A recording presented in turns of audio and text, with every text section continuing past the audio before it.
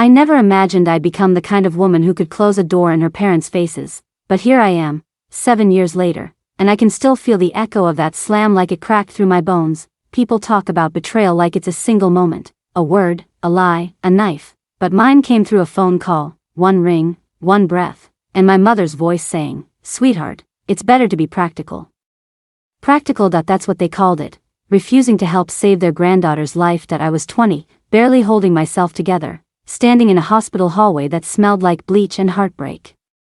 My daughter, Ava, 2 years old, lay behind glass, hooked to machines that hummed like dying prayers. The doctors said an experimental treatment could give her a chance.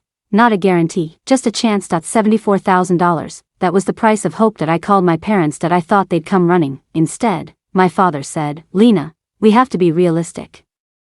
We can't throw money into uncertainty." 2 months later, Ava was gone. 8 months after that, my sister's debutante ball cost $210,000. Every receipt listed neatly in an email my mother sent, like a slap wrapped in silk. Grief has a sound. It's quiet, low, like the hum of fluorescent lights when you haven't slept in days. After Ava died, I buried myself in work because numbers didn't lie.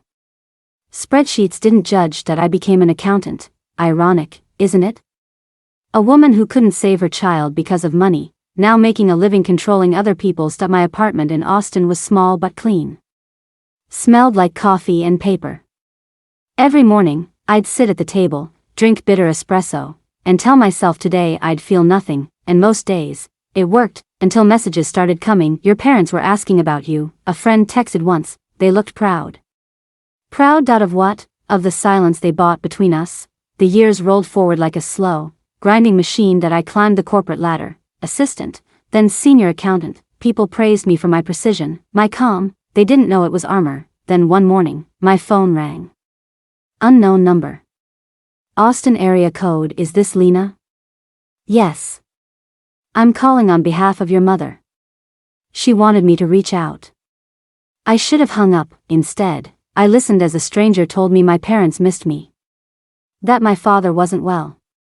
That they wanted to make amends. As if forgiveness was some discount coupon that could undo the past. I said, "Tell my mother I have nothing to say. She can call me herself, and the answer will still be no." And then I hung up, and I felt the ache pulse behind my ribs, the kind that doesn't hurt anymore, but also never stops. Work became my refuge again. I was good at it, too good. The company noticed. They gave me a promotion, a team, a title. It should have felt like victory. Instead, it just made the silence louder. Then one afternoon, my assistant knocked. "2 people here to see you," she said. "They say they're your parents." My blood went cold. They had come to my office, my sanctuary, to invade it with the ghosts I'd spent 7 years burying. "Tell them to leave," I said. "If they refuse, call security." She hesitated, but she did it. 20 minutes later, she returned with an envelope. "Your mother asked me to give you this." I didn't open it, not that day. Not the next. It sat on my desk like a loaded gun. A week later, I gave in. Her handwriting was smaller, shakier than I remembered. "My dearest Lena, we were wrong," it began. "We were scared, and we chose comfort over courage." She wrote about sleepless nights, my father's stroke, her guilt. She said they thought of Ava every day, that they couldn't bear the silence anymore, that they didn't expect forgiveness, only a chance. A chance, the same word I had begged for 7 years ago, only this time, it was them asking. I folded the letter, placed it back in the envelope, and dropped it into the trash. No tears. No hesitation, just quiet. People say time heals everything. That's a lie. Time doesn't heal. It hardens. I met an old friend for coffee that evening. She smiled, said I looked good, then asked, "Don't you ever get tired of being angry?" And I told her the truth. The anger's the only thing that keeps me standing.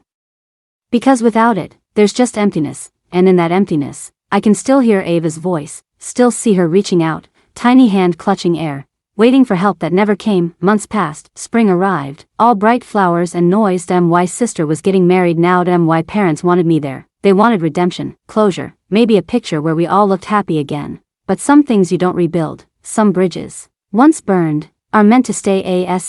My father had another stroke that April. Someone called to tell me that. I said I was sorry to hear it, and that was all. Some nights, I lie awake and think about what forgiveness really means. People say it sets you free, maybe that's true, but what if you're not ready to be free? What if the pain is the only proof that it mattered? That she mattered? I built a life out of the ruins they left, out a life that no longer depends on their approval, their money, or their love.